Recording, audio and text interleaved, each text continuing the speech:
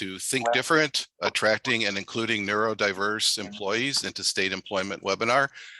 We're just going to wait a couple of minutes for everyone to log on before we get started.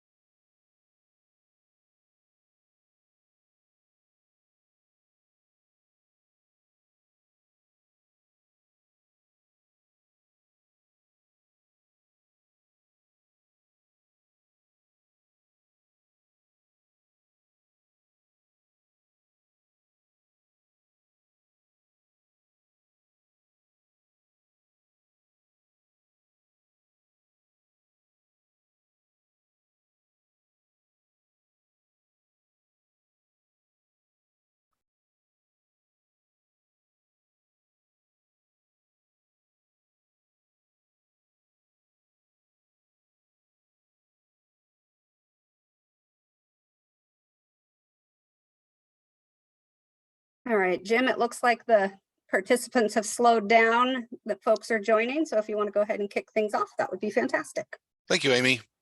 Good morning. I'm Jim Switzgable. I'm CIO at DDS, but more importantly, I'm a manager who needs to hire good staff and want to explore all my options to fill these positions as quickly as possible. I also want to support my department's efforts to employ developmentally disabled individuals.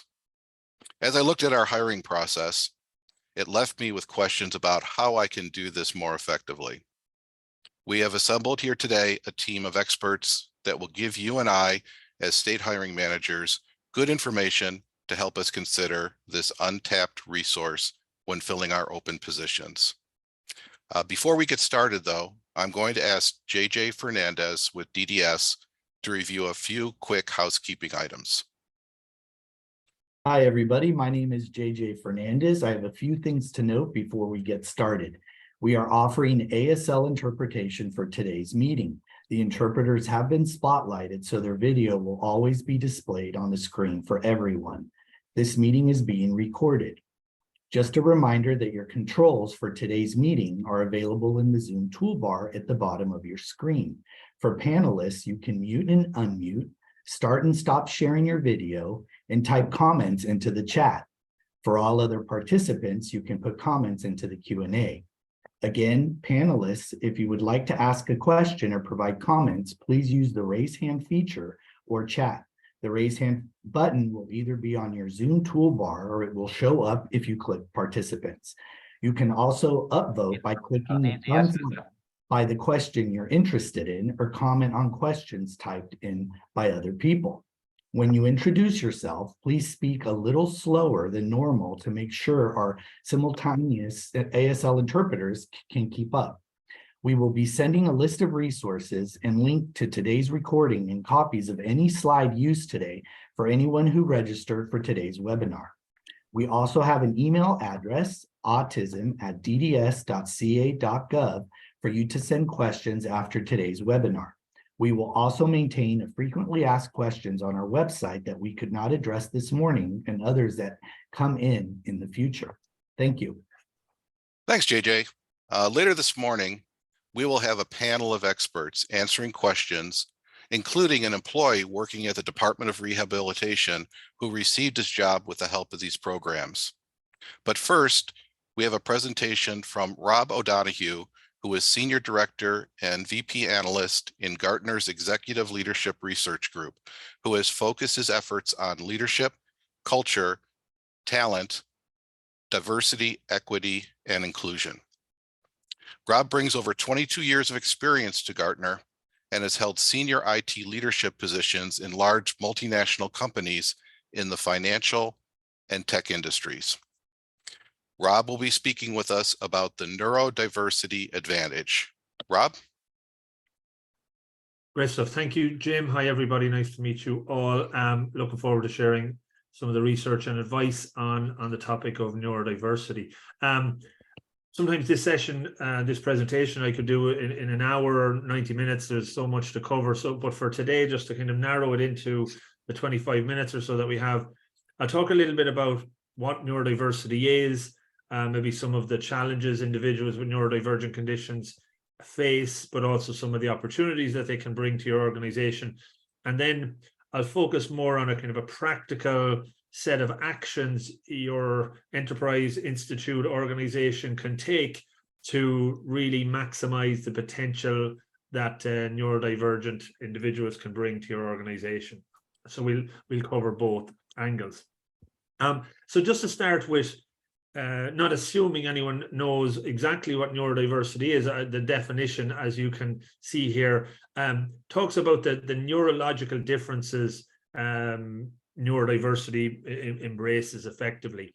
The symbol up in the top right-hand corner, I just wanted to kind of call that out. It's the globally recognized symbol for neurodiversity.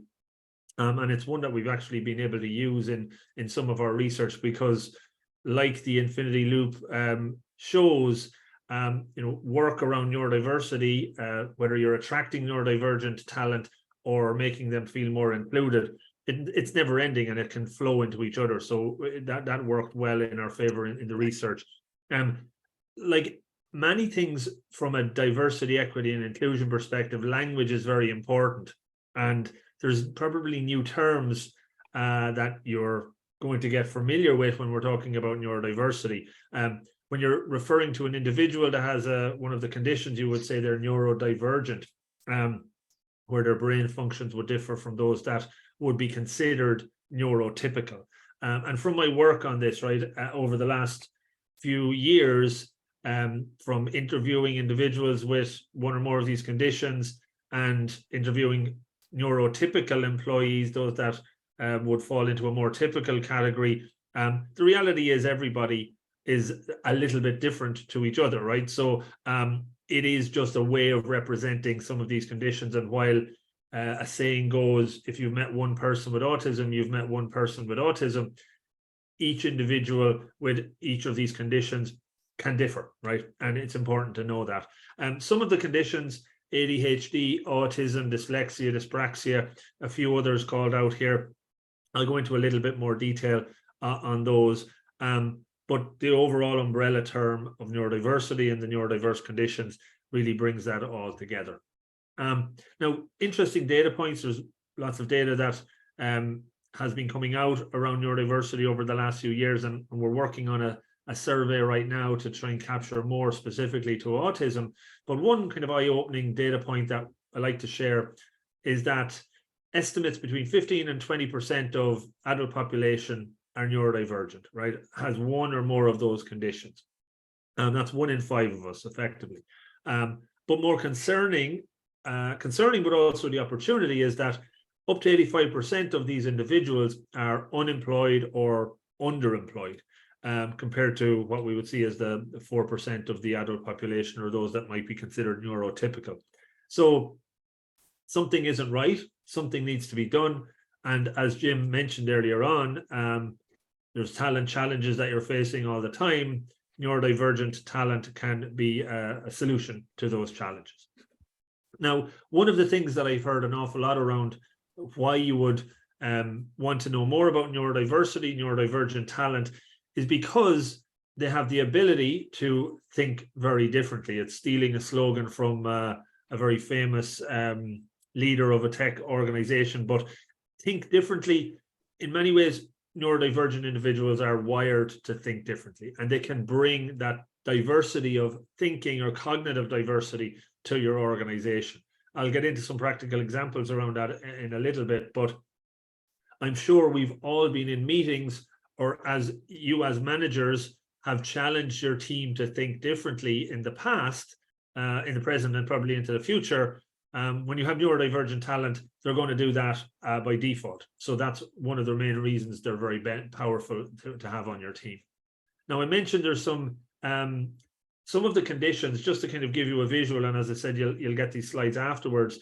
Each of these conditions have challenges or difficulties that they can face. If you think about ADHD, for one example, they have sometimes severe levels of difficulty with attention and concentration. There's a spectrum on that as well.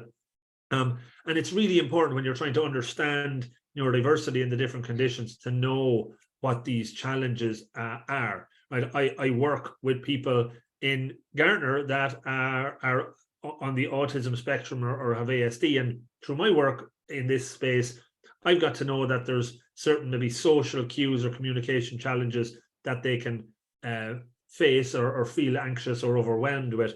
So being understanding of that makes all the difference when you're working with them. I don't want to dwell on the difficulties. I definitely want to focus more on the opportunities. And this is breaking that out a little bit more to a number of, probably adding more of the conditions. But you can see here some of the unique skills and talents these individuals can bring to your organization or to the work that they do.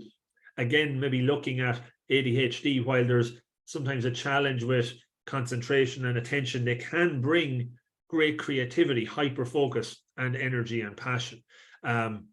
We know from working with individuals with autism, they can be very focused on specific tasks, great memory, great recall.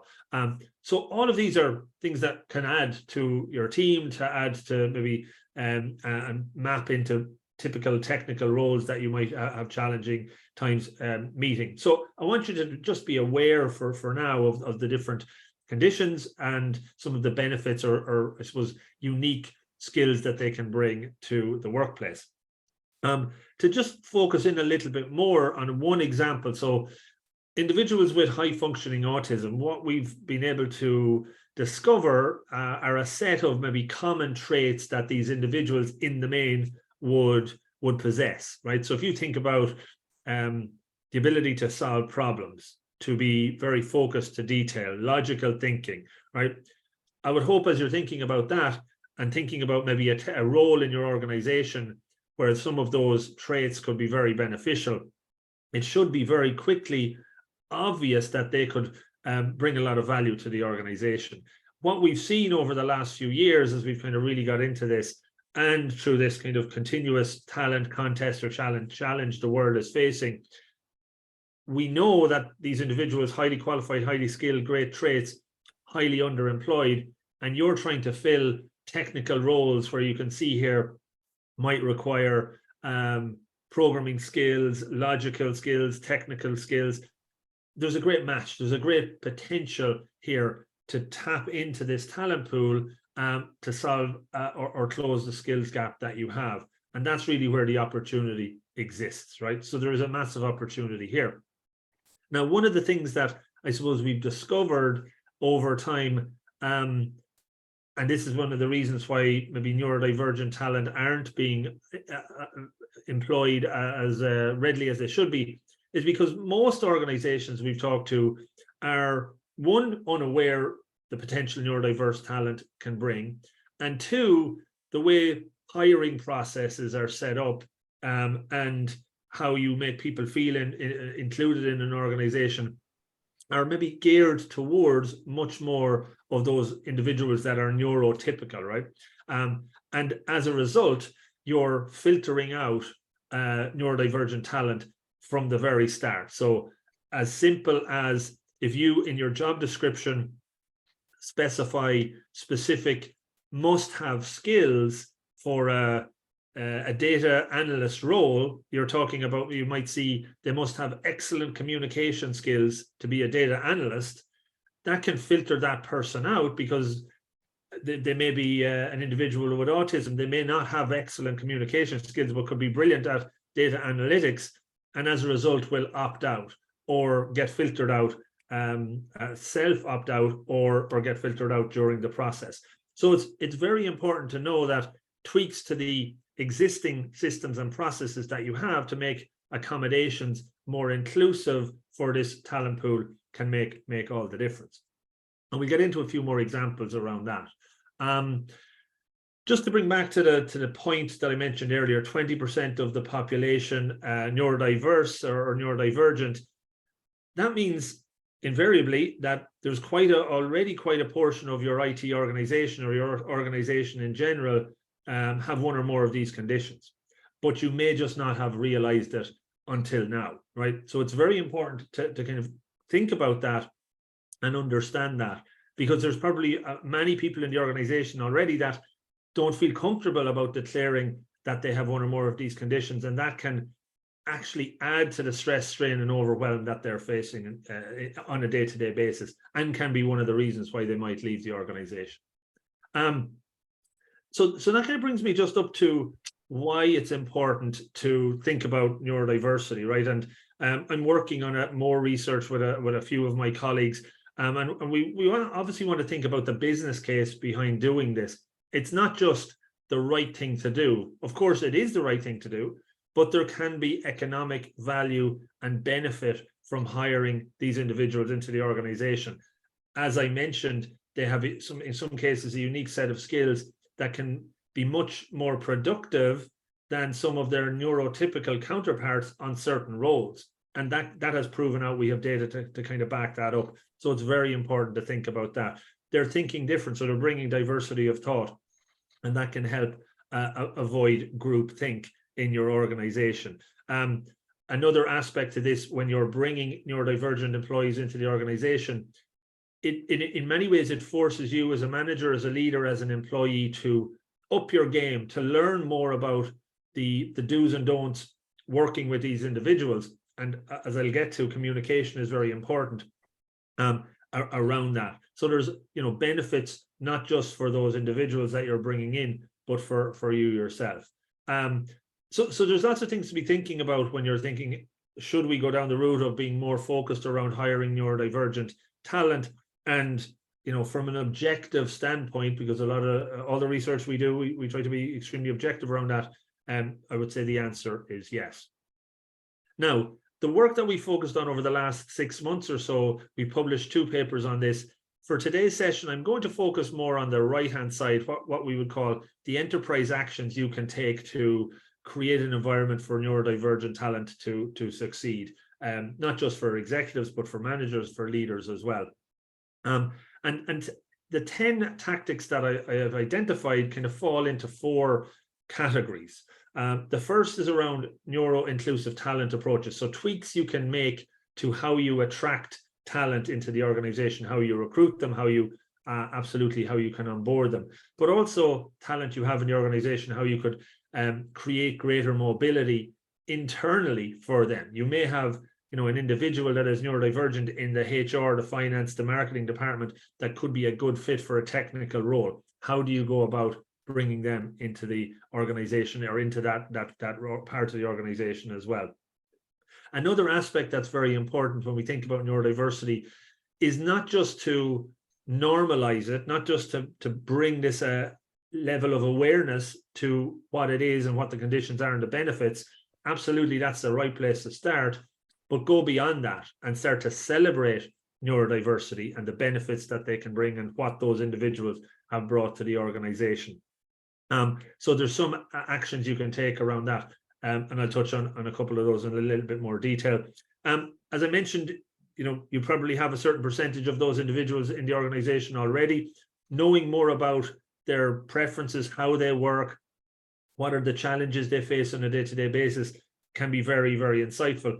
For this paper, actually, we interviewed, I think there was 12 to 15 individuals that have been successful in organizations despite or because of their neurodiversity. And we learned from them it's very important to understand what they're really good at and what are the things that are kind of blockers or inhibitors for them to be successful. And being more aware of that is very important. And the last aspect of this, before I get into some of the examples, really brings us together. It's great doing initiatives around neurodiversity in isolation, but it is very important that this should be a key element of your overall DEI strategy and have an objective around that, to make it very crystal clear, and something you can measure progress against as you go through it. So I think I have about 10 minutes left. Jim, is that right? Yeah, I would say about 10 to 15 minutes. Okay, so let me get through some of these examples and then we can leave it open for some questions, if that sounds good. Now, the first example I wanted to share on this kind of talent attraction piece, and maybe this is the one that might be the most, or one of the most insightful for you. We heard it loud and clear when we interviewed individuals that have gone through the challenge of trying to get hired into an organization, and those that now are in organizations, and how to make it more inclusive, is to think about providing more of a menu of options for not just your potential neurodiverse talent that's coming in, but for everybody, right?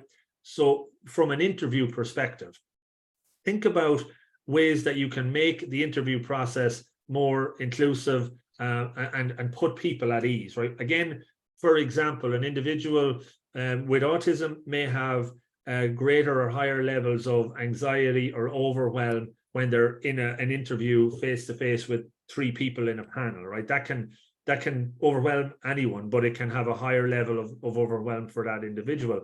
So instead of putting them through that, and maybe the perfect fit for the job does a terrible interview because of that extra stress and strain, provide them with the opportunity to do it over video, to do it with cameras off, perhaps even give them the questions beforehand, or give them, instead of an hour interview, a 90-minute interview where you have time for unstructured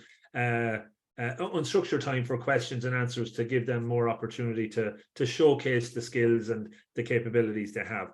Maybe even don't go down a formal interview route at all. Instead, give them a project that they could work on for the course of a week or 2 weeks, and provide a deliverable against that to really showcase what they can do. We see some organizations going down that route, or providing a combination of these. Bottom line is, think about providing options in the interview process, so you're widening your net and pipeline for this talent to be successful going through that process. And again, when you think about this doesn't require you to install a new HR system, right? It just requires you to make tweaks to the process, tweaks and modifications that can be very beneficial. A question that comes up to me a lot is saying, this is really interesting, we'd love to get engaged, and where do we start, right? So there's lots of different areas you can look at from an ability to source candidates. This is just a couple of examples. There's specific job boards, there's conferences, and there's suppliers. There's an organization that, not to highlight anyone in particular, I could talk about each of these on the list, you can look them up afterwards, but Specialists there are a global organization that focus on neurodiverse talent. They work as a charity to help neurodivergent individuals develop their skills for interviews or for the workplace. And then they work as a recruiting agent where they can partner with organizations like yourselves and fill the gaps and needs that you have. So that's one example. Another is going on LinkedIn and joining communities and groups that are predominantly neurodivergent and making connections that way. Same with any social media. These individuals are very active on social media like anyone else. That's good angles to go in and look at, right? So there's lots of angles, lots of perspectives you could look at from a talent attraction perspective and where you can source those potential candidates.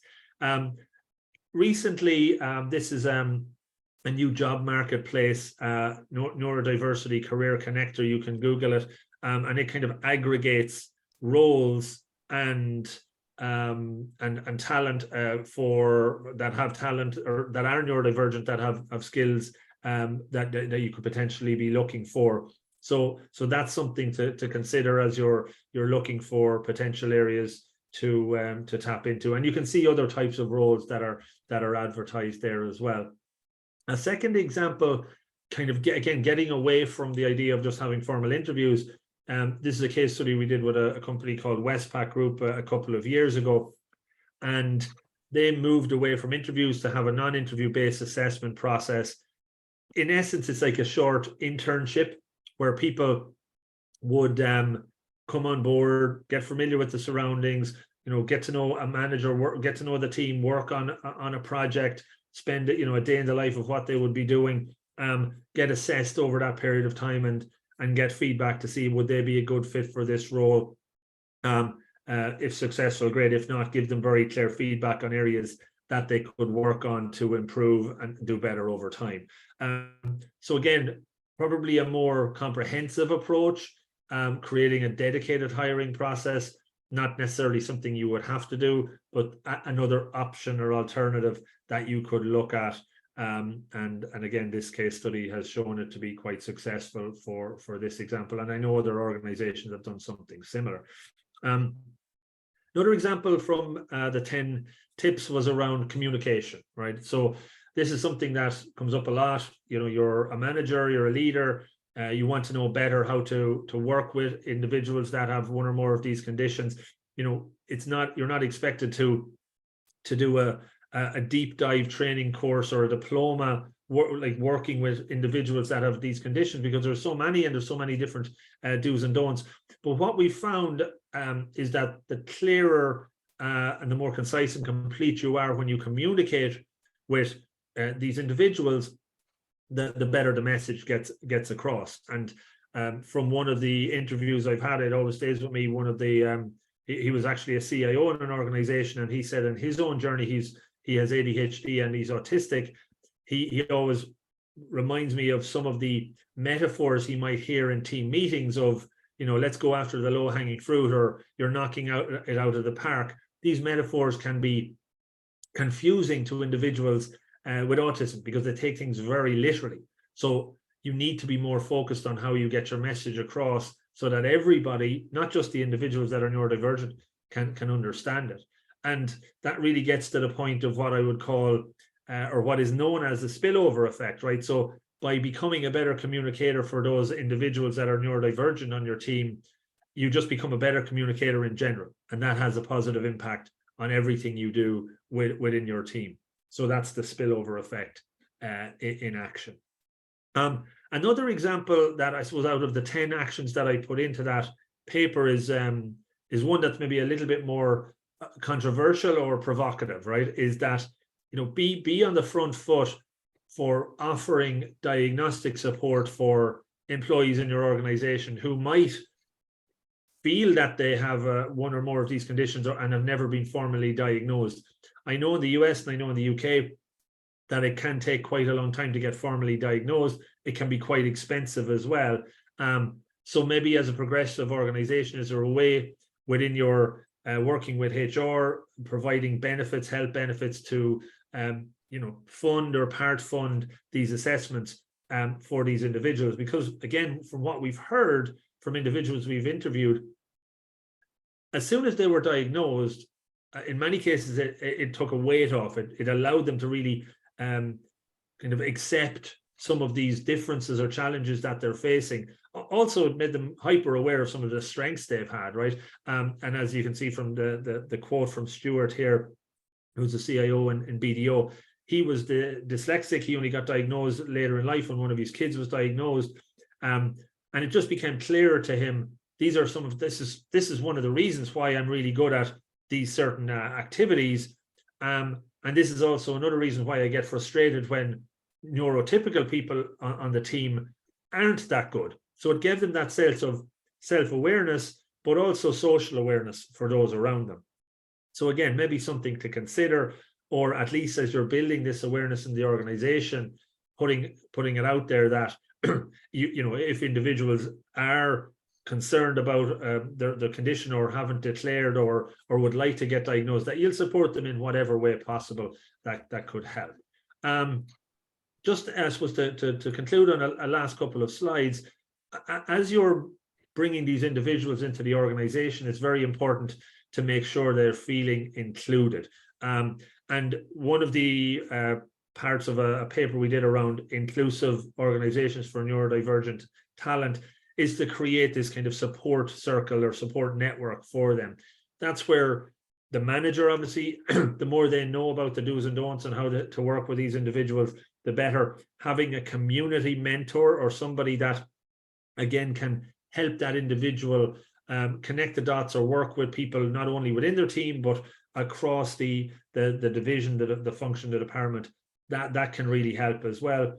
And there's a there's a role called an external job coach. So this is a qualified professional who has done their training and qualifications to work with individuals with neurodivergent conditions, and they can play a very important role, actually, not just from onboarding and including, but even in the interview process, as some individuals may need them to support them through the interview, through communications, making sure everything flows well there. So that's a kind of an external role that I see some organizations that are going big on hiring neurodivergent individuals might bring that person in on a contract, or get them involved from consulting perspective to help those individuals as they onboard and come up to speed.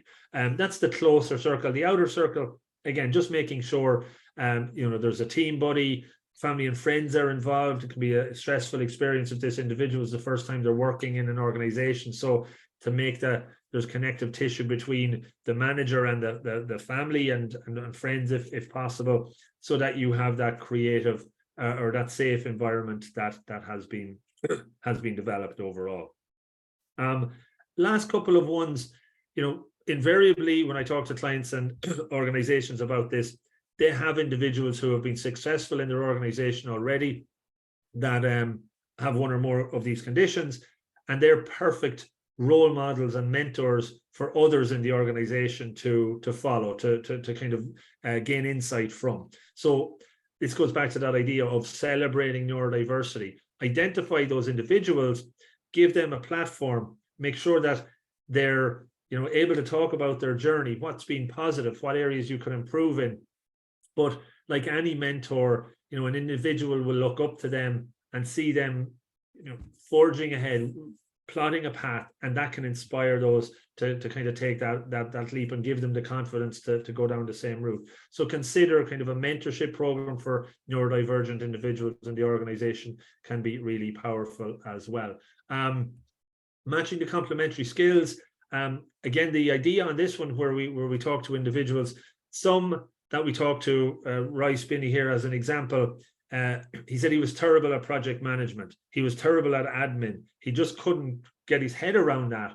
But you give him a process and he would break it to make it better. So knowing the skills that these individuals have and areas that they struggle in, and partnering them with individuals that have complementary skills can, 2x, 4x the productivity and the ability to deliver on these initiatives. So just being deliberate about that is very important.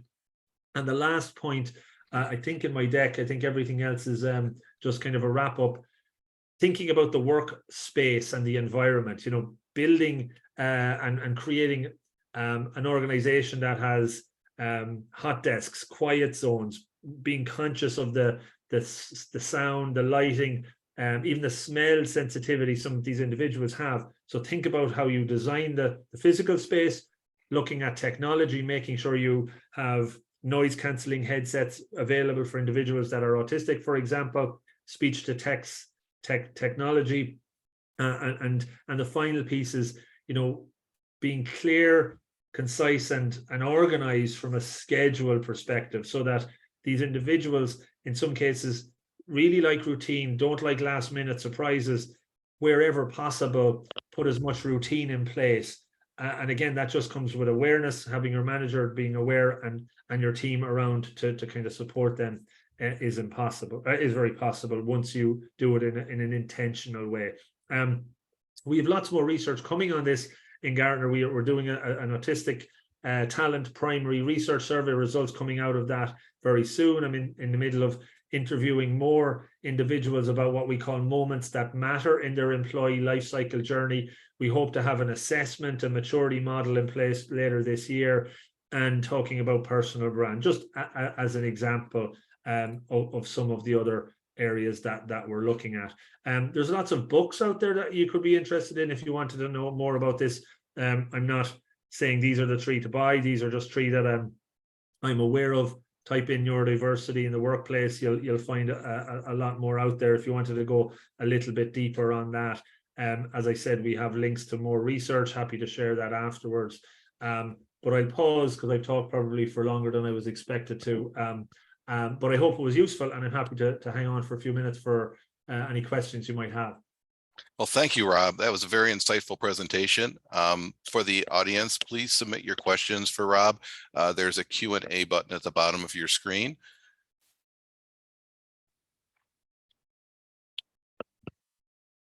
All right, and one of the most common questions that we've had already is, will there be a recording of the session available, or will people be able to access the slides? And yes, we will be sending those out to everyone who registered for today's presentation.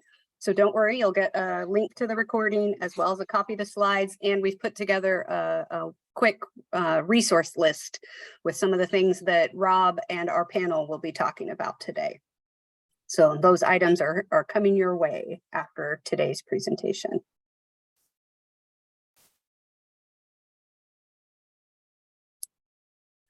All right. See a hand up. I think David has his hand up. Go ahead, David, ask your question. Thank you, and thank you so much.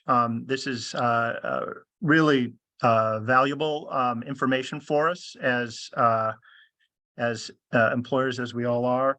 And I'm curious, when you're mentioning the workspace and environment and technology, how could we best handle work from home types of approaches when we're considering workspace?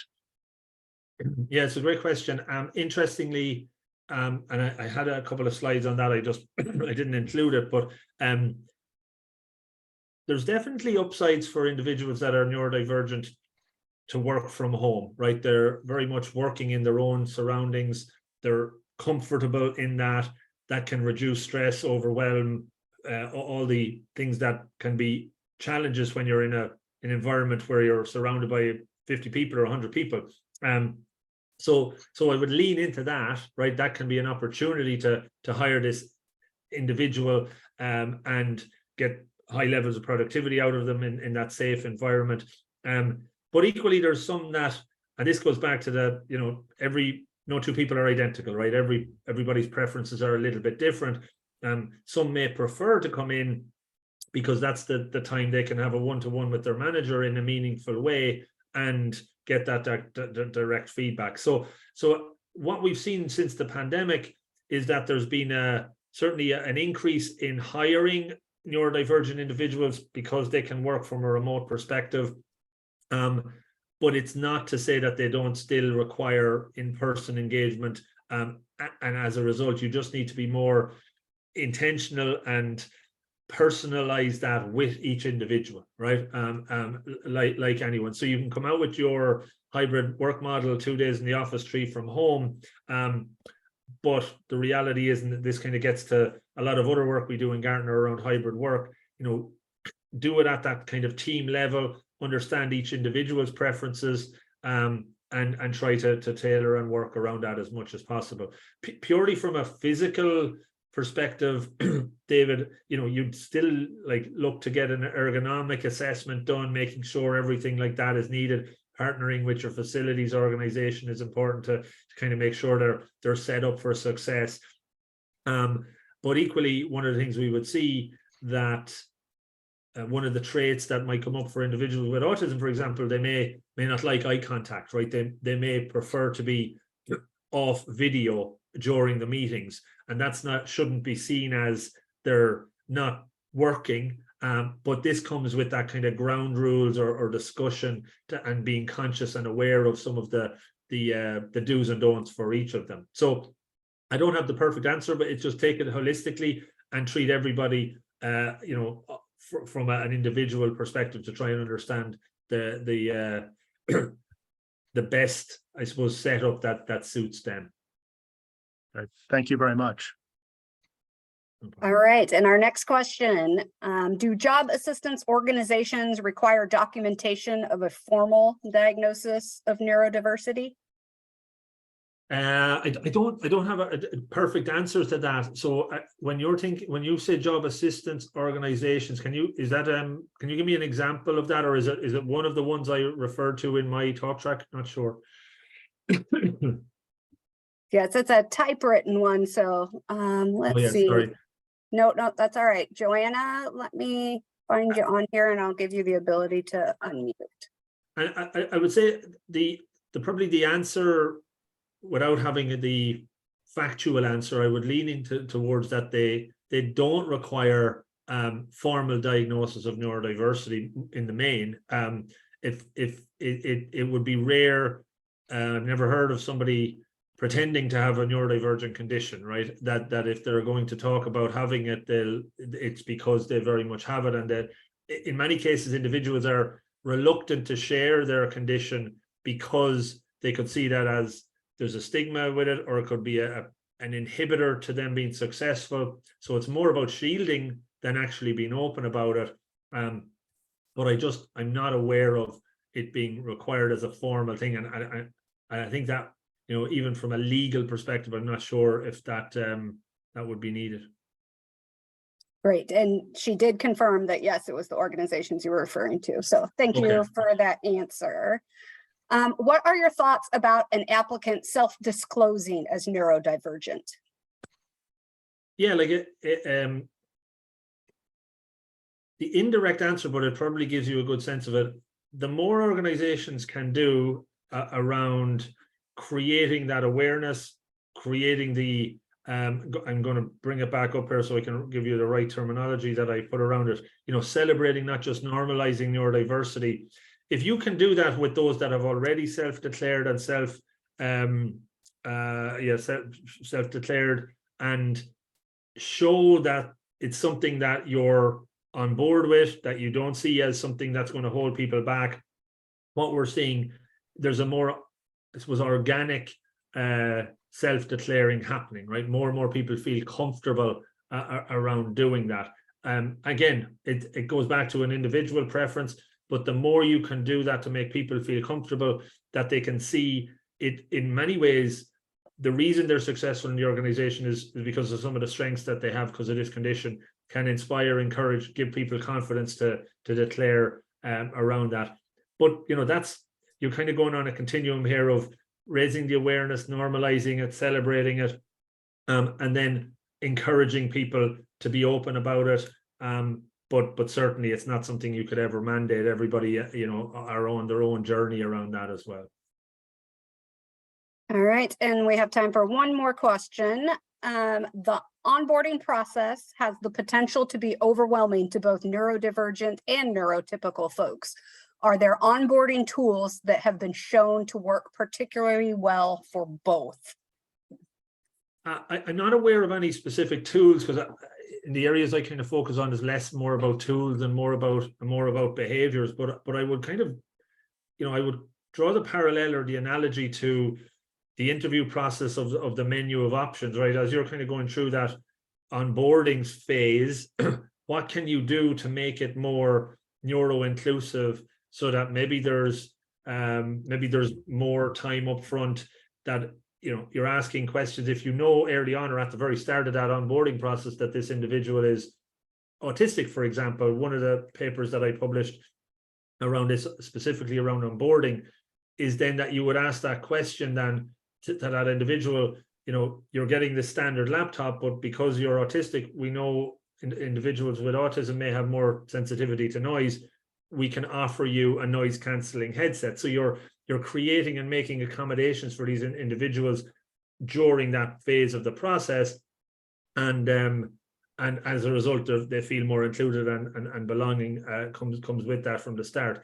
So I guess breaking down that onboarding process or the tools that you mentioned, and providing options and how they engage with that. Maybe there's training that you would need to go through for onboarding, which would be obviously online. Maybe there's a way you can do it written instead. You know, I think it's just about building in equity or leveling the playing field for onboarding for those individuals, for both neuro-inclusive or neurotypical and neurodivergent.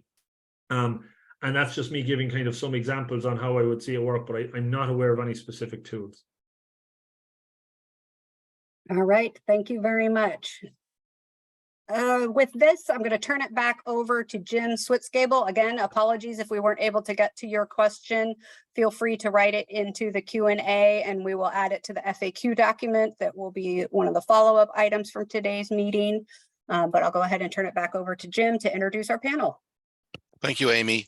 Yes, time to introduce the panel for our panel discussion. And we'll start off with our moderator today, Dr. Lauren Libero. Good morning, everyone. I'm Lauren. I am the Autism Specialist at the California Department of Developmental Services. And in my role, I work on research, policy, and programs for individuals on the autism spectrum across the lifespan. And I'm excited to be here this morning to learn some strategies to include and support employees with autism or other disabilities, not only in the workplace, but more specifically in state employment and at our department. So thank you so much for having me this morning. And I'd also like to introduce another colleague of mine from DDS, Michael Luna. Hello, good morning, everyone. My name is Michael Luna. I am the chief of the work services section at DDS. So I oversee all of the department's statewide initiatives for the competitive integrated employment of individuals served through our system. And I just want to mention that I'm also a father of 3 children. 2 of them are on the autism spectrum that are served by regional centers, which we'll get into a little bit. And we're going to be saying competitive integrated employment a lot here. For us, we look at it as meeting 3 pieces of criteria, that it's at least minimum wage or equivalent to what the position would typically pay, that they're working alongside individuals who are without disabilities, and they have the same opportunity for advancement as anyone else. So when you hear CIE get mentioned a lot here, that is what we're referring to. But thank you, good morning, excited to be part of the panel.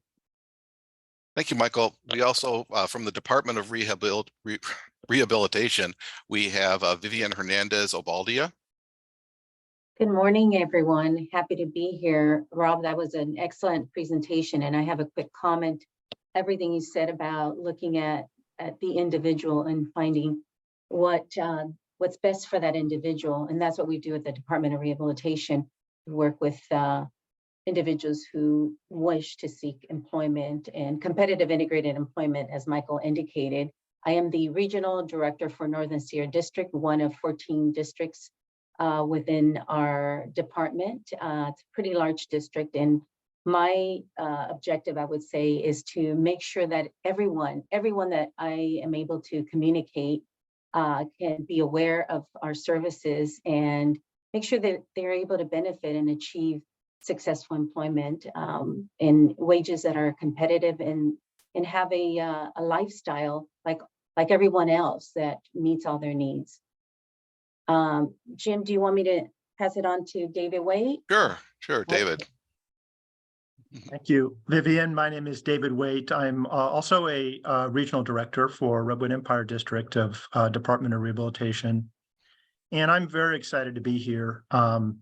I think that state employment is a wonderful opportunity for people. It has been for me, and traditionally, state employment and all government employment has seemed like a very complicated process, and it can be.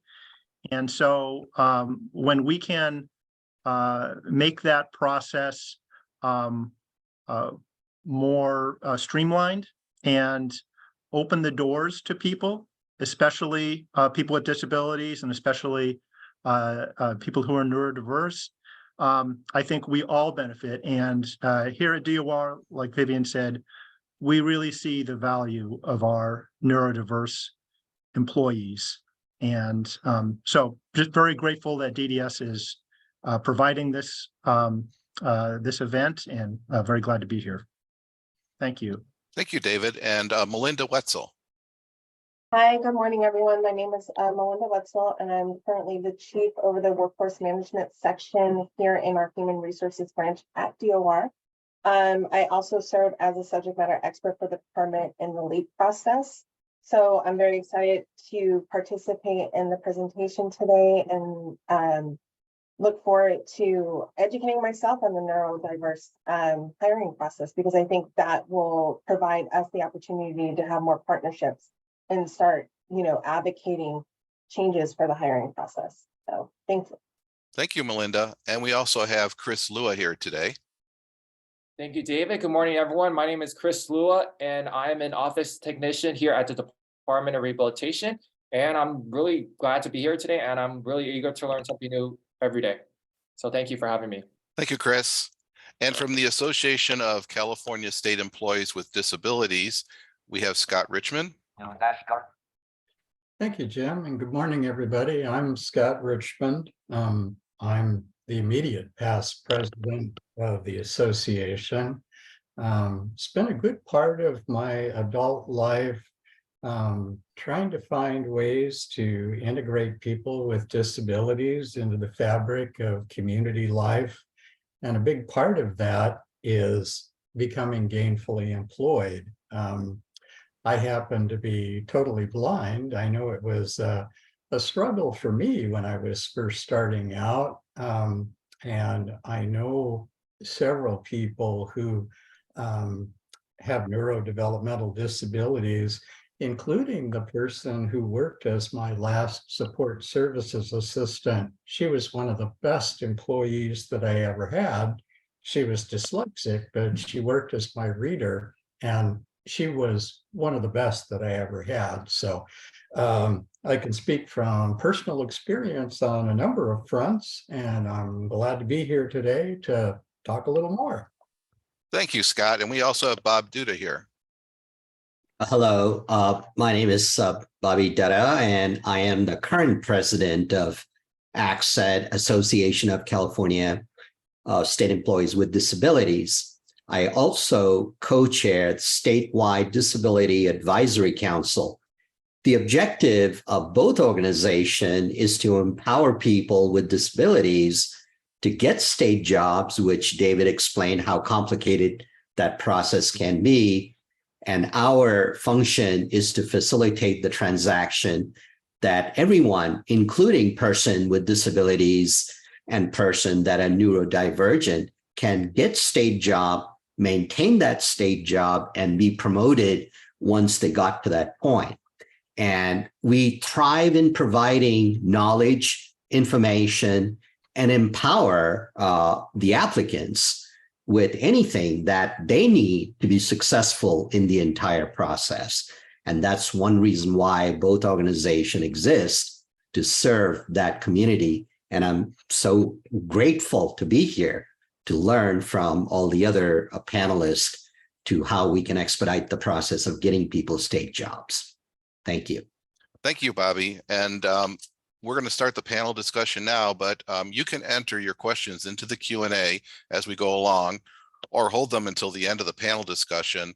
There will be time for Q&A later, and I'll pass it over to our moderator, Lauren Libero. Thank you, Jim.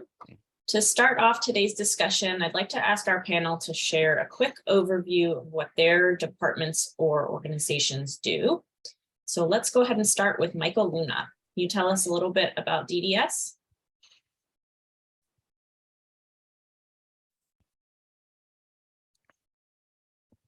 Michael, you're on mute. I'm sorry. We've been doing this so long, I should know better. But DDS supports individuals with developmental disabilities, which includes cerebral palsy, intellectual disability, autism, epilepsy, and related conditions. And we do this through the Latterman Act, which guarantees those individuals' rights to live independent lives with appropriate supports. And a key component to living an independent life is employment. So that's really an aspect that we're very interested in. So the services are set up through what's called an individual program plan, which decides what support and services are needed to help that individual lead that independent life. And DDS contracts with regional centers. There are 21 of them throughout the state to deliver these services through a network of community-based providers. Now, as it relates to employment, there are 3 kinds of employment services that DDS offers to individuals. 2 of them are with our supported employment, which is individual and group placements.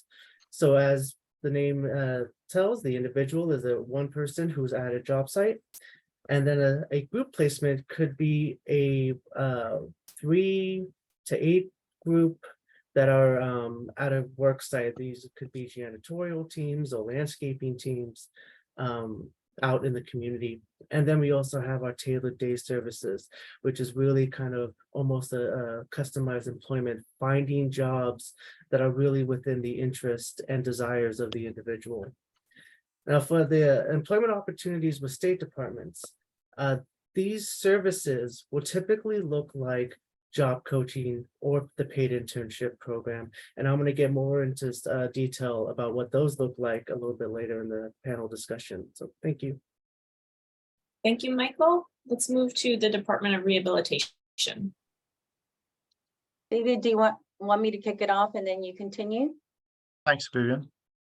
So we here at the Department of Rehabilitation, we administer the largest vocational rehabilitation and independent living program in the country. Very proud of that. Our vocational rehabilitation services are designed to help job seekers with disabilities obtain competitive integrated employment. And as Michael stated earlier, you're going to hear that term repeatedly. So we help them achieve CIE in various work settings. David, you want? Thank you. Yes, thank you, Vivian. So we help individuals, as Vivian said, with employment. What we do is develop a plan called the individualized plan for employment, looking at each person's own unique strengths and interests and resources to see what kind of plan will work best for them. And we can provide services such as training, job placement support, job coaching, on-the-job training resources, work experiences, technology, whatever is best suited for that individual, what works for them in terms of their own employment goal. We also work with students who are ages 16 to 21 to introduce them to vocational rehabilitation and train them on self-advocacy and other transitional skills. And we also, Department of Rehabilitation also provides independent living services, different kinds of advocacy, supports, technology, transition services, housing assistance. We also partner very closely with the regional centers to make sure that no one falls through the cracks and that we work together to make sure that we are working toward competitive integrated employment, as Vivian said. Thank you. Great. Let's go to Scott and Bobby. Can you tell us about the Association of California State Employees with Disabilities? Scott, go ahead, promote us. I'll do my best, Bobby. I represent the Association of California State Employees with Disabilities. Pardon me. Our acronym is ACSED, and we were founded about 47 years ago now to provide advocacy and support for people with disabilities who are either working in state government or who are seeking employment in state government. Our focus has always been to try to promote the positives about employing people with disabilities. People with disabilities can be an incredibly valuable resource, and we, through our education and training programs, as well as our legislative advocacy, try to work toward making that a vision for California state government. I think in California, we like to think of ourselves as trendsetters, and our goal is to try to make California state government a model employer for people with disabilities, but in the process, hopefully a model for all employees. Thank you, Scott. So I heard both the Department of Rehab and DDS mention internship programs in their introductions. So I'd like to ask the panel to share a quick overview of some of those internship opportunities that might be available to our neurodiverse individuals so that they could learn skills for employment or maybe try out state employment. So let's start with the Department of Rehab. Go ahead. Happy to talk about a very important internship program we have called the State Internship Program.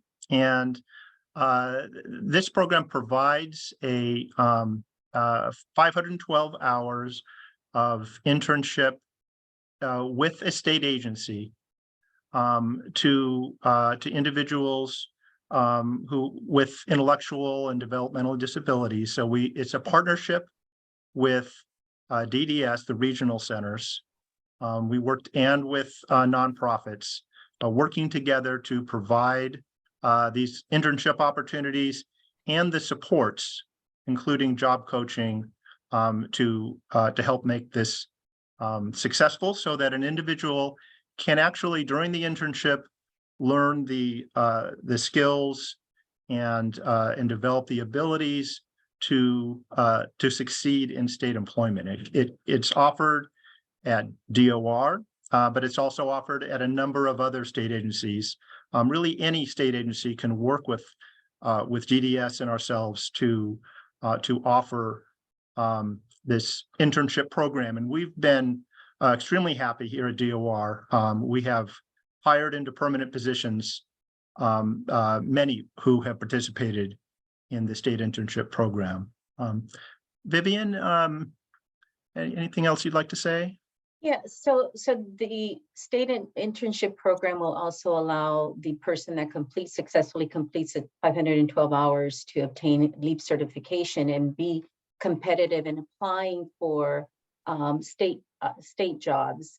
Usually you'll hear the minimum qualifications will need to still be met, but the opportunity is for the individual to gain those necessary skills and to also develop the ability to gain some soft skills through their experience. I like to share that just on Monday, we onboarded meaning within my district, Northern Sierra District, onboarded 5 individuals through the Department of Transportation. It was a very labor-intensive process because you have to put many things in place, such as some of the services that are offered to support the individual in employment, like job coaching.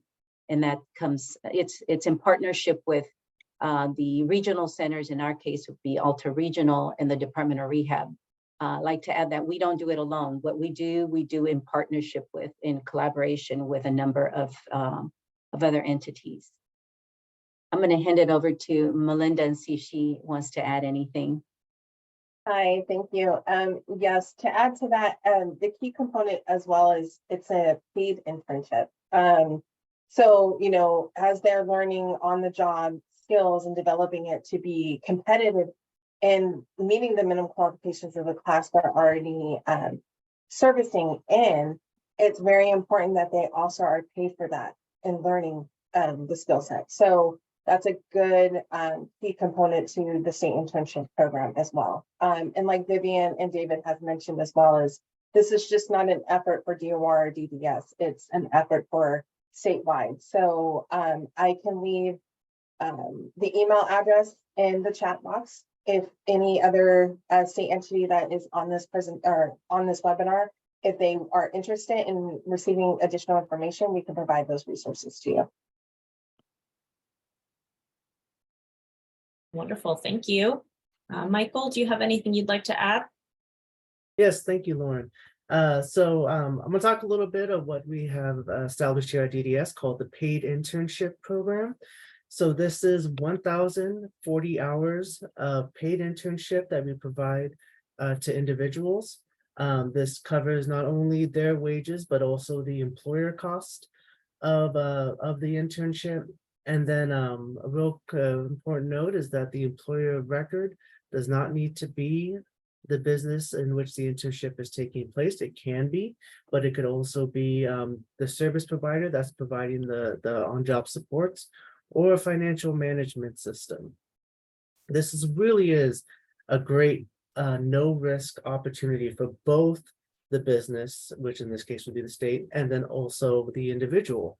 An individual who may want to work for the state may come in an internship and say, you know what, this isn't actually the right place for me, and may choose to go a different way. And there is no loss here. The State Department didn't have to give up a position in order to bring this person on. And then for the business, it's really an opportunity to see how wonderful it is to work with individuals with intellectual and developmental disabilities and really see the asset and the positive experience it brings to a job setting. So at the end of these paid internships, a direct hire is not required. It is absolutely the goal and what we hope, but it is not required. We do look at the experience gained in these internships as successful placements. And we mentioned DOR was talking about the state internship program. In order to help pay for the wages of these individuals, they do take advantage of the paid internship to cover those wages. So again, it's not at a cost of the department to bring on these interns. And then we do look at the end of successful of the paid internship, that they have the experience and they have the skills to get through and apply for these positions. Again, this is not just for the State Department, it's open to all businesses throughout California. Very cool. So I'd like to pivot for a minute. We're incredibly fortunate this morning to have Christopher Lua on the panel. And Christopher is someone who has lived experience with what we're talking about this morning. He's used some of these processes to obtain his current state job with the Department of Rehabilitation as an office technician. So I'd like to ask Christopher a few questions. So Chris, could you tell us what your current job is and how long you've had it? Sure, Lauren, let me go ahead and do that for you. So my current job at the Department of Rehabilitation is that I'm an office technician, and I've been in this job for about 1 year and 1 month to be exact. And some of my job duties is that I issue consumers goods and services to make sure that they have the tools that they need to be successful in their training and as well as in their employment. Can you tell us a little bit about how you got started at DOR, maybe through your internship? So I heard about the internship from my regional center. The internship that I participated was called the State Internship Program. And when my service coordinator from Regional Center presented to me this internship opportunity, I thought it was a really good idea to just go for it. As Michael said, I don't really have anything to lose, only something to gain. And when I was presented the opportunity for the internship program, I just said, you know what, I'm just going to go for it. I'm going to gain a lot of things and a lot of skills. So I just went for it. And yeah, that was it. I love that. I'm so glad you did. What were some of the supports that you got that helped you while you were in the internship and then transitioning to your current job? So some of the supports that I have received during my internship was just job coaching. My job coach was there if needed, if I was struggling or if I have any questions or concerns. And I also had I was LEAP certified during my internship as well, so that really helped. And after completing my internship, in my other jobs, I've had job coaching if needed as well. Okay. Could you tell us a little bit about what you think the most rewarding parts of your job are?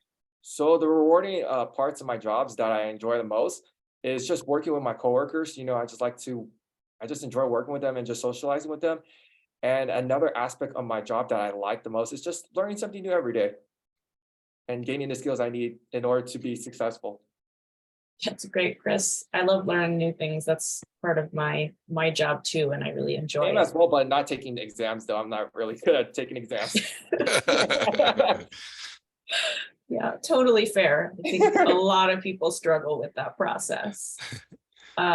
Okay, so coming back to our panel, I wonder if we could talk a little bit about some of the resources that are available to help neurodiverse individuals in navigating that state hiring process that is so challenging. So let's go to the Department of Rehab. So we just talked about taking state exams and how that can be very stressful, I think, for so many of us. And we want to, the state has developed a an alternate path, an alternate way for people with disabilities, including people with neurodivergent disabilities to reach state employment, to become eligible, and what we call reachable. And it's called the limited examination and appointment program. And so this alternate path will make someone reachable for state employment. In other words, the hiring manager will be able to reach that individual to make an offer after an interview. So they won't be blocked by what we call our ranking system. That's a ranking system where they get a number of ranks 1, 2, 3, etc., which has been an impediment to many people in terms of obtaining state employment. And so this LEAP program is a very powerful way for people to have an alternative and to show that they are qualified, they have the skills and abilities for the job by doing the job. And there is an evaluation period in the LEAP process where someone does demonstrate that they have the skills and abilities for the job without the need for an exam. So it's really a more, I think as a hiring manager, I found that it's really a more realistic way for us to evaluate. And many individuals I know have taken advantage of this. And as hiring managers, we have benefited from the ability to evaluate people this way. Vivian or Melinda? Yeah. Thank you, David. So although it's administered through CalHR, it is the only department that issues the certification is the Department of Rehabilitation. You do not have, the person does not have to be have an open case with the Department of Rehabilitation to obtain their LEAP certification. That's a service that's offered to the public. And as David stated, it is a means of ensuring that people with disabilities have an opportunity to also interstate employment through a different pathway. I'm headed over to Melinda, who will give you all the expert information, technical information. Well, you guys did really well. So yes, like David and Vivian mentioned, that the limited examination appointment program is essentially, it increases the representation of persons with disabilities in state service. So the certification piece, like Vivian mentioned, you will visit a Department of Rehabilitation counselor to become certified. At that point, based on the interest, you are certified to be able to take a LEAP examination. And essentially what it means is that it's just like David mentioned, it's like an education and experience process, if you will.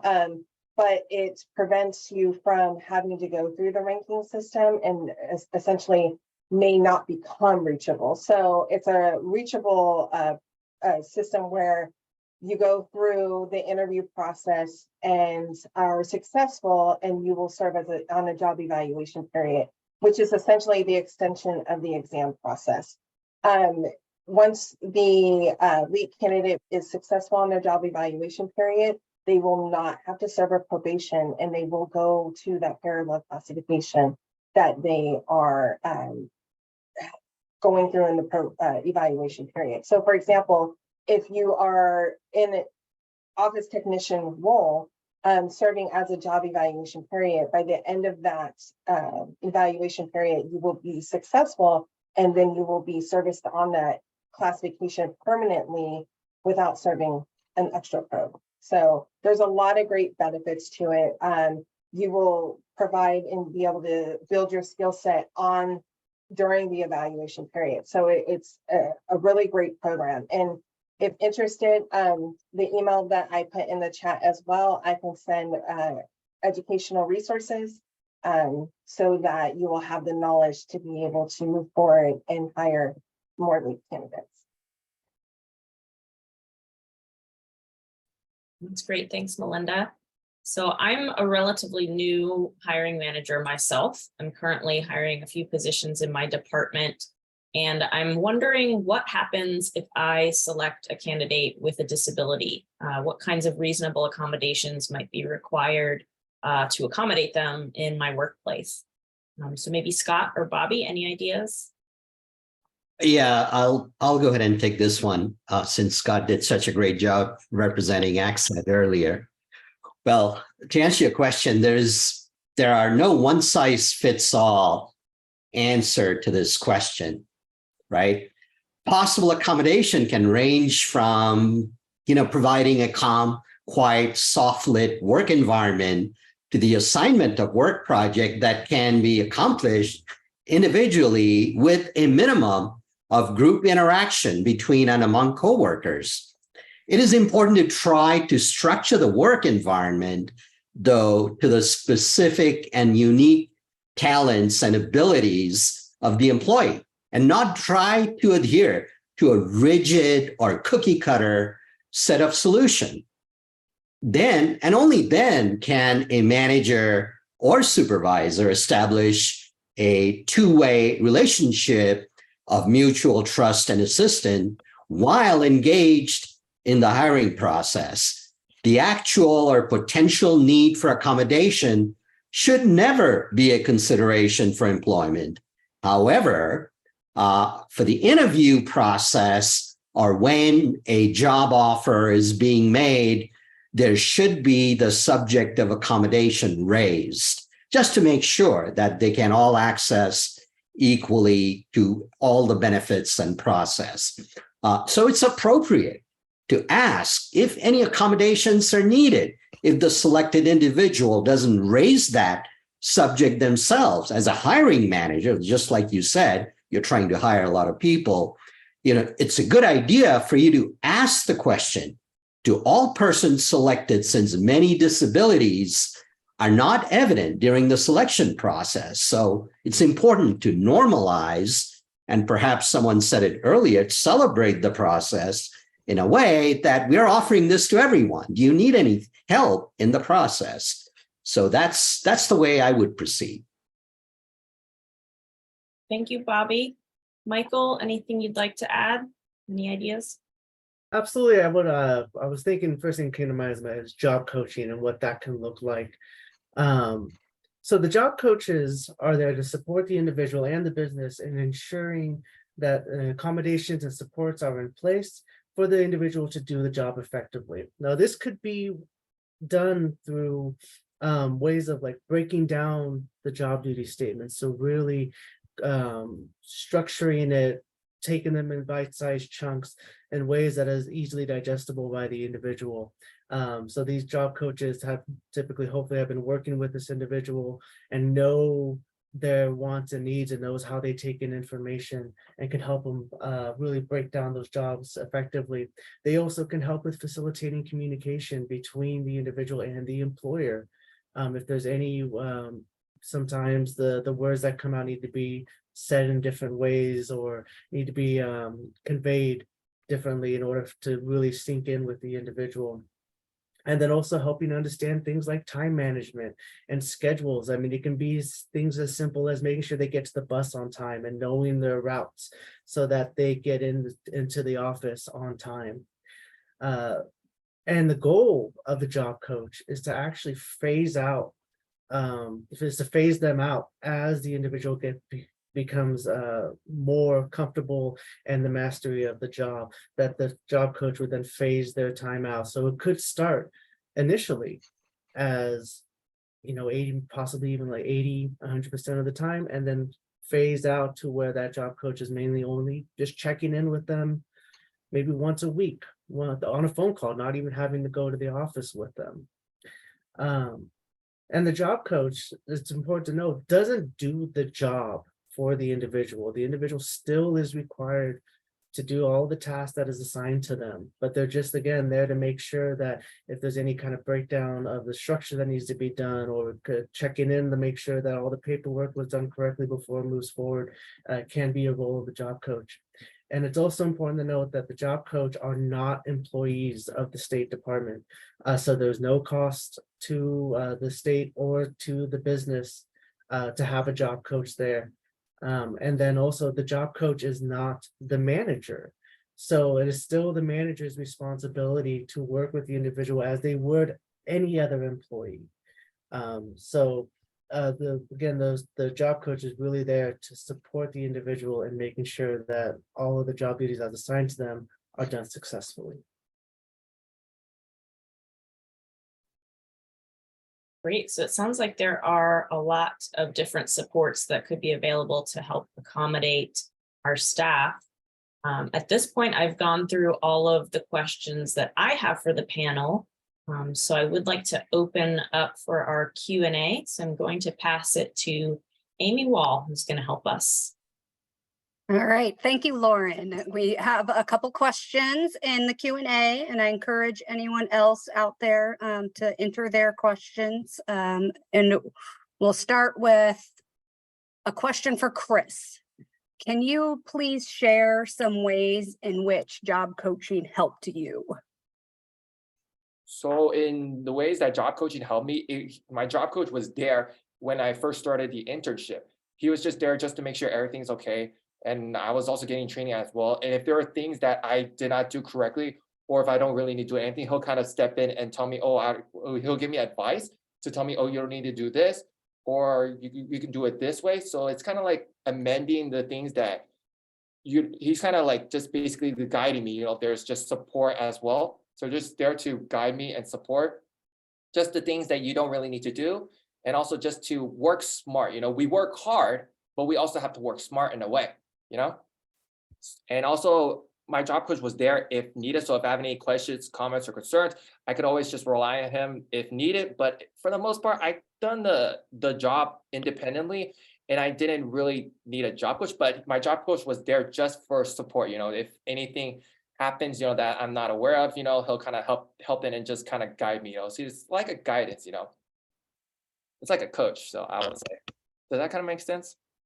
Yes, thank you. That's a great answer. We That's appreciate just you. coming from my experience. So Yeah, I was people's just going to say, experience we will be appreciate you sharing your specific experience with this. It's nice to see it in action. And a lot of times with these sorts of presentations, it's all kind of theoretical, but we don't see anything working down in the trenches and that sort of thing. So it's really nice that you could take some time today to share how you got your job with DOR.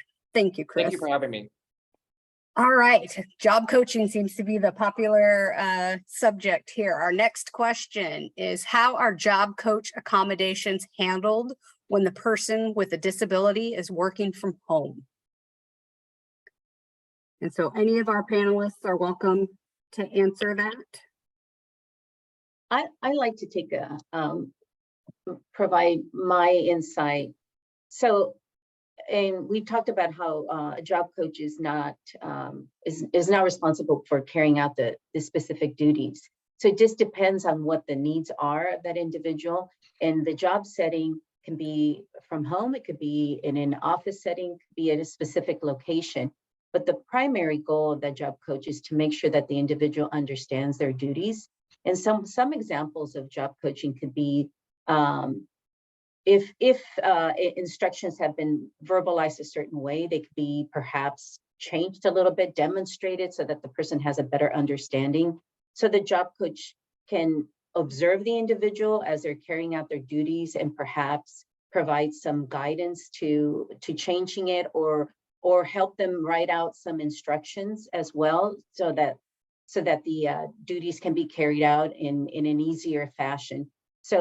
So the job coach is there to support and coach, provide guidance, but not necessarily to do the job. So the setting depends on what the person needs. It could be in a home setting, if that is the site, or it could be in a different setting. I hope that helped to answer your question.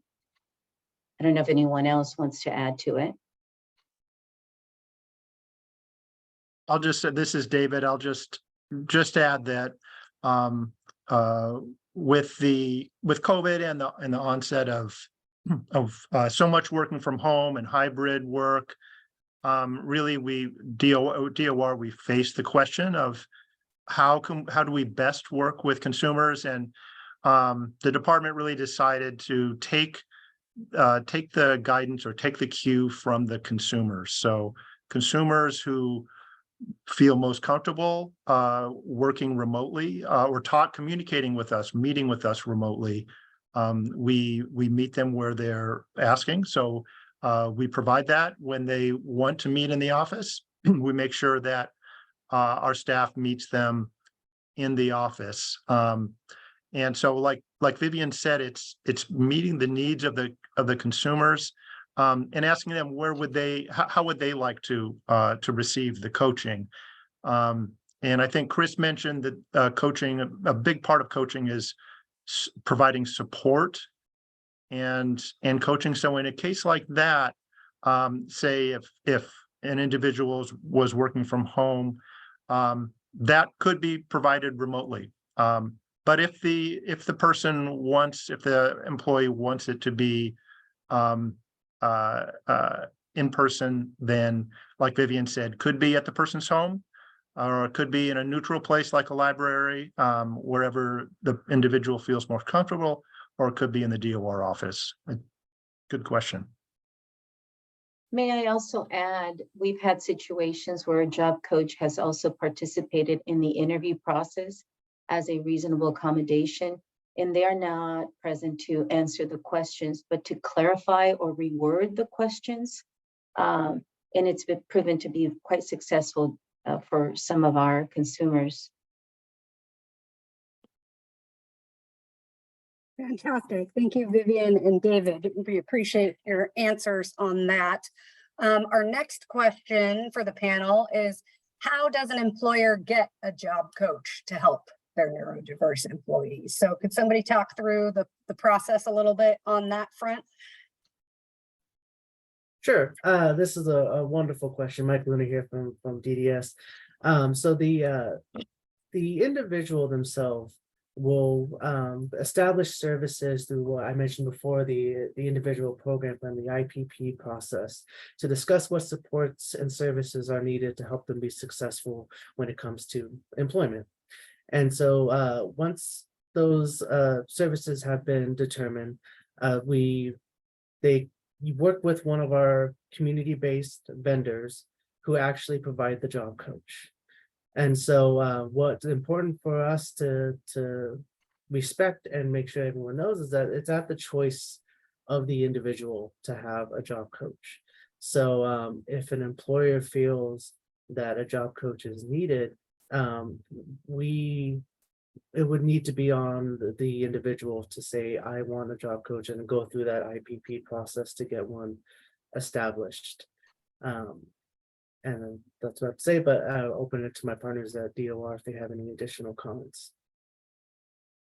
I think, as Rob stated in his presentation, it's up to the individual, and everything that we do within the Department of Rehabilitation is individualized.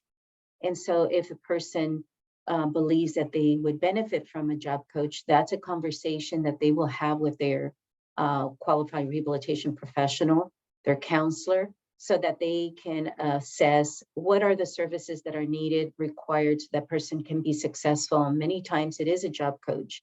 And the length of time that the job coach provides the services also vary based on the individual's needs.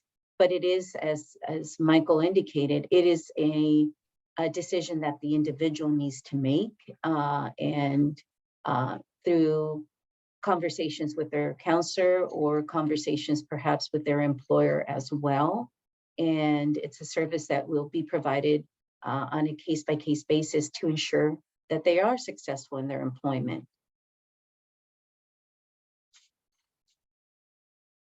All right, thank you. The next question that we have is very specific to state HR practices. The question is, how can training and development be utilized to better facilitate inclusion of neurodivergent individuals? Could this also be utilized to facilitate employment as the next step after an internship? So I think that's one for our DOR and DDS panelists. And I can repeat it if it's helpful because it was a two-parter. How could training and development be utilized to better facilitate inclusion of neurodivergent individuals? And could T&D also be utilized to facilitate employment as the next step after an internship? So this is Melinda with DOR. Since I work in human resources, training and development is definitely a good avenue to take. However, in part of the process, training and developments are an inclusion of a hire, meaning you go through the interview process, and if necessary, your advertisement has supported that training and developments is an option. So you have to think of it from that perspective. However, we can open the conversation definitely with CalHR with regards to how we want to better utilize training and developments. Because the point of the state internship program is the individual is going to gain the job experience. 512 hours is, not consistent that they have to complete within a 4-month, 5-month timeframe. So it's going to have them, learn the job so that they can be successful in finding placement in the state. The training and development will just give them an additional opportunity, but it won't apply at the end of the internship. Also with the training and development, they've got to already be a current state employee with permanent status in order to have a training and development position to apply for one of those types of positions. However, here in HR, as far as getting the word out, better facilitating and educating employers and managers, the more education we can push out and guidance on scheduling interviews, what should be noted in follow-up interview confirmations is the first start here. I know it's a practice for us to include in the interview if a reasonable accommodation is needed, because sometimes managers are caught off guard the day of the interview because it was simply left out of the communication or not discussed. Making individuals feel comfortable as possible asking that question, and knowing managers and supervisors that it's okay to ask that question is really what we here need to get across the board, that it's okay and that we should be asking this in order to make any applicant feel better about applying and anything we can do to assist them. This Great. is, Go ahead, David. and I think what Jackie just mentioned about the importance of the individual feeling comfortable and feeling welcomed within the organization, whether it's through the LEAP examination process, or through also through the state internship process. The importance of the hiring manager, and the entire team creating an environment where the individual feels supported in their learning of the job tasks and going through the training process, to make sure that the person has the best opportunity to demonstrate their skills in that internship or in that examination period, so that they can really take that next step forward in terms of applying for permanent employment. And that's to our advantage as hiring managers as well, to make sure we're taking into account the person's own best way of learning, how they learn best, and make sure that we're providing them the supports they need to move forward. Thanks. Thank you, David. And thank you, Melinda and Jackie, for the HR perspective on there. I think that's an important reminder to all the hiring managers and supervisors listening today, is that your HR departments are your partners in this, and they can help you when you have questions and you need guidance. And navigating this is not something that you're just left to do on your own. So a good reminder that it's a team effort. And I think David and Jackie and Melinda also really reinforced what I've heard as a common theme today, is that clear communication. It doesn't seem like there could ever be too much communication in the hiring process, and as you're onboarding someone and then continuing as they are employed in your organization. It's helpful for neurodiverse individuals as well as regular individuals. So I really like the supporting comments just backing up the need for communication, clear, concise, direct. I think that's a really important point that's been brought up today. The next question is, are there any specific recruitment strategies that can be used with colleges and universities?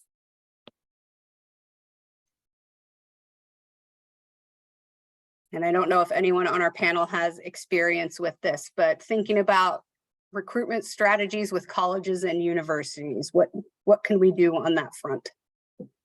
Most state agencies, again, I can't speak for everybody, are part of Handshake, where there's multiple colleges already that we reach out to continuously for either posting on site, coordinating outreach events. We do work with several colleges already.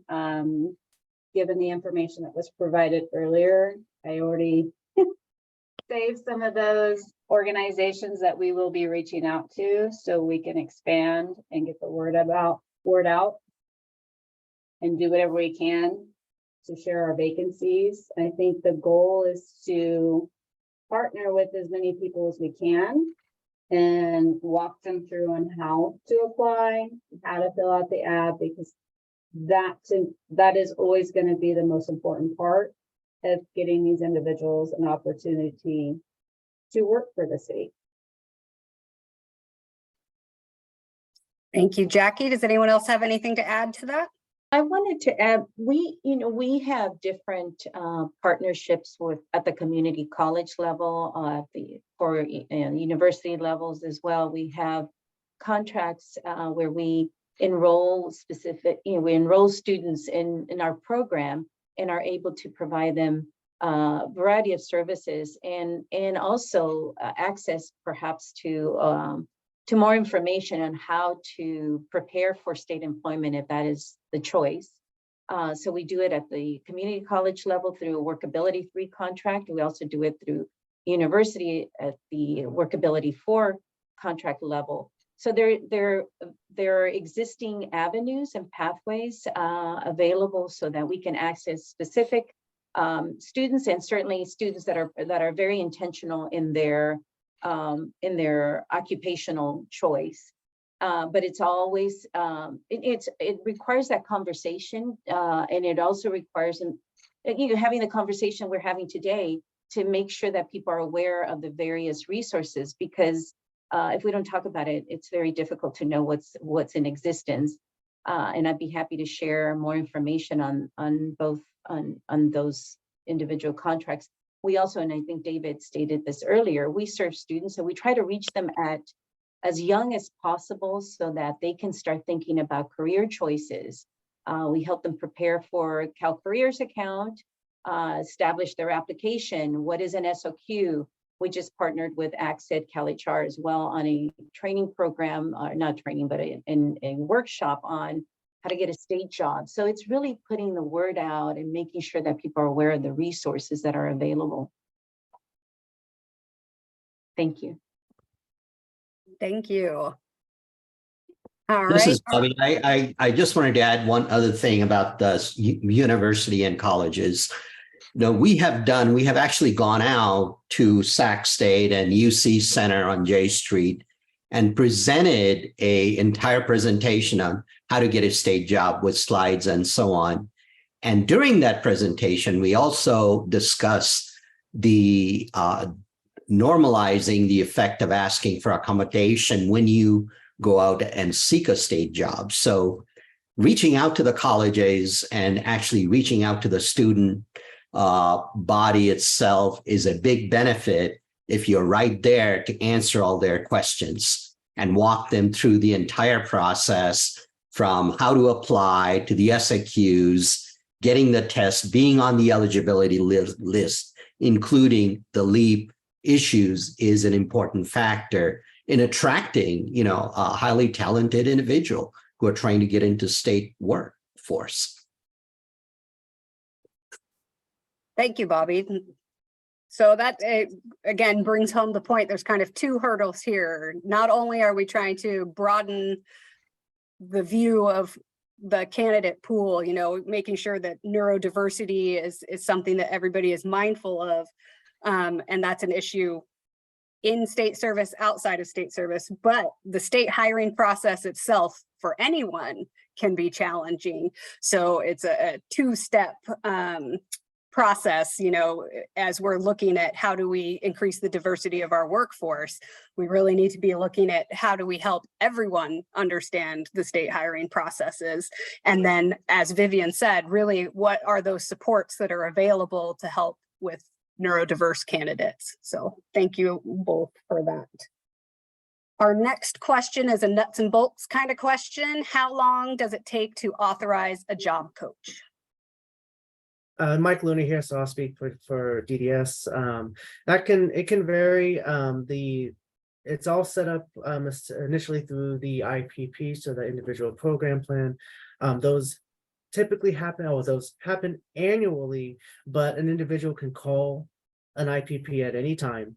And so if they feel that maybe employment wasn't a discussion before, but it is now, they can call a meeting with the regional center. Again, they go over, discuss what supports are going to be needed and develop what that's going to look like. And then the regional center needs to work with the community-based organizations, those vendors who actually have the job coaches on staff, and see if there's job coaches available and that can meet the needs and meet the hours.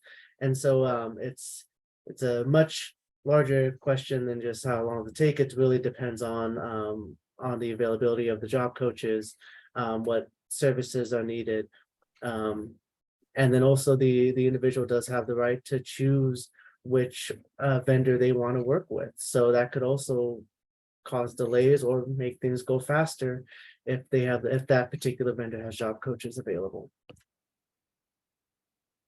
This is David, and with DOR, it's a similar process. The time will vary. It's based on first development of the person's individualized plan for employment, and the conversation about a job coach is very important.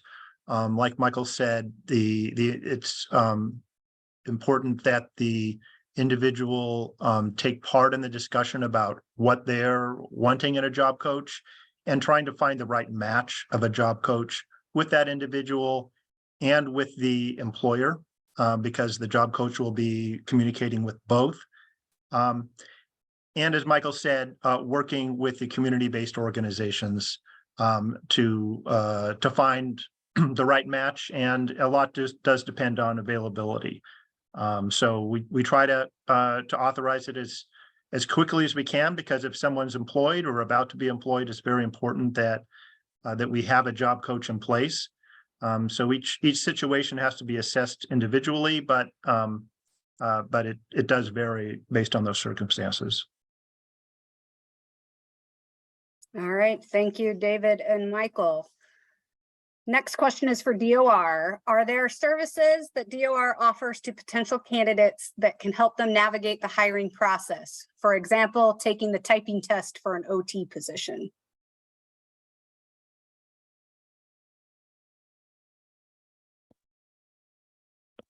I thought I had muted myself.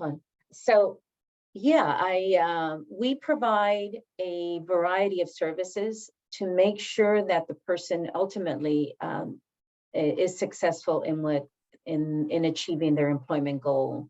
And it could vary from not necessarily, not taking the test, but certainly coaching them. We work with, for example, visually impaired and blind, and sometimes you have to sort of read the questions or interpret the questions so that the questions can be answered and answered by the candidate. So the way I think I like for the person that had the question to take away is just know that we're here to support you and that we want to make sure that you're successful. And we'll see you as an individual. And so your needs, whatever those may be, will be addressed, and we will make all the efforts possible to make sure that you're able to achieve what you need to achieve. It's important for us to know that when someone applies for services within DOR and we call it a partnership, and we decide that the individualized plan for employment is going to be written, we spell out all the services that the individual is going to need in order to achieve the goal that's spelled out. So we will support all the services required so that the individual can be successful. Thank you. All right, and then another question, I think it goes back to what you were talking about earlier, Vivian, about kind of the outreach and helping people with how to get a state job and navigating the statement of qualifications and that sort of thing. Do you do that at the high school level as well? So we've structured our services to include provision of services to students, and the students' needs will vary. And young adults' needs will also vary. So absolutely, we will make sure that there are 5 services that are provided, one of them being advocacy. And I would see that this would fall under that, the advocacy piece, where a person needs some guidance and needs information on how to apply. Perhaps they've never applied for employment, and the state application may be the first application they're going to encounter. So that is a service that we do provide for students and adults alike. I'd like to add, this is David, that that state employment, the value of state employment is something that we are really emphasizing now, in particular to our consumers, adult as well as high school age consumers, to talk with high school students about the benefits of state employment and get them started early on in the process of learning how to apply for state employment and how to be ready when openings become available. So that is a special kind of project that we have now with our consumers. Thanks.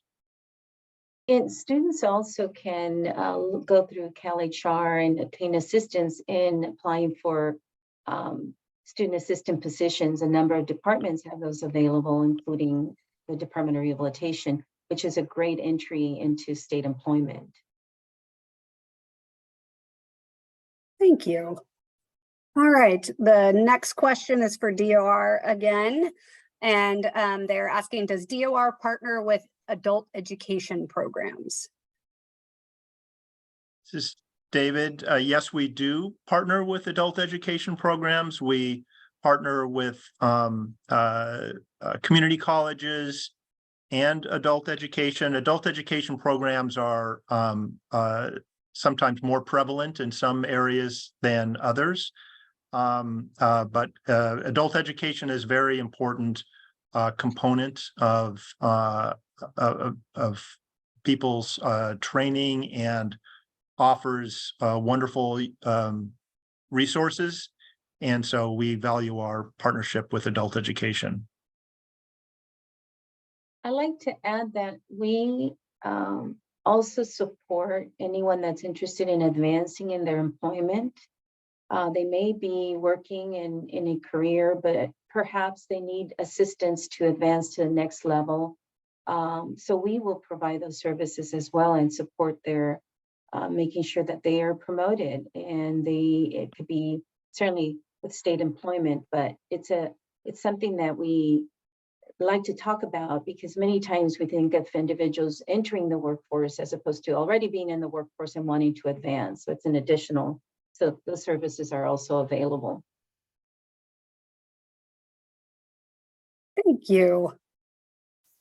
All right, so that is the last of the questions in the Q&A for right now. I'll give you guys a couple more minutes if there's any other questions you want to ask.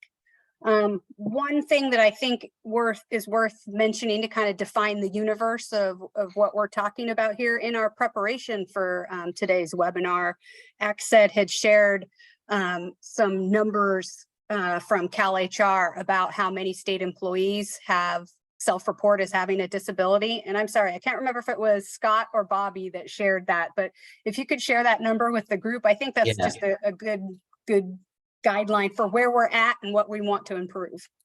Sure. This is Bobby. According to CalHR site, there are roughly about 15,539 employees that are currently employed in the state who identified as person with disabilities. Now, this number was taken from a voluntary survey that CalHR conducts when an employee joins state service.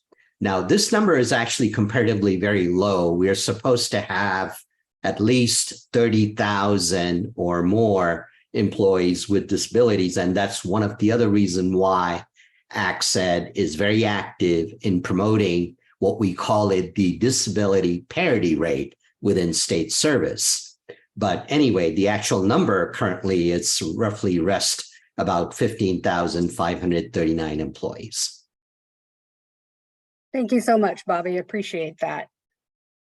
All right, welcome.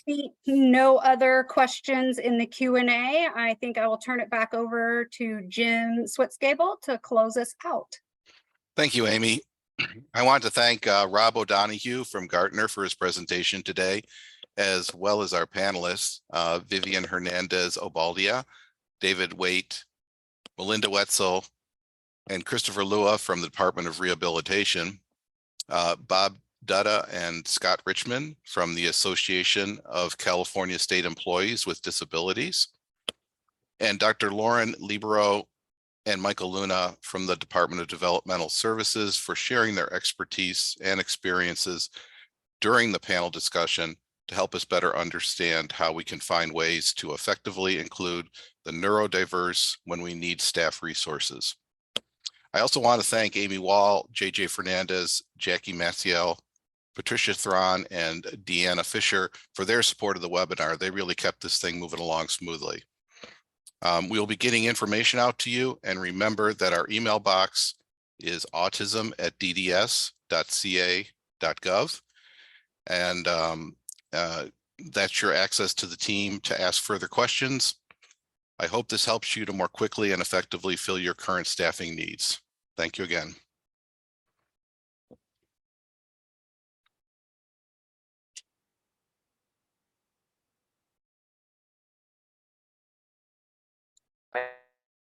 Right, thank you, everyone. Appreciate all of your efforts, panelists. Nice job. We can go ahead and close out, guys. Thank you. Thank you. Bye-bye. Bye-bye. Bye.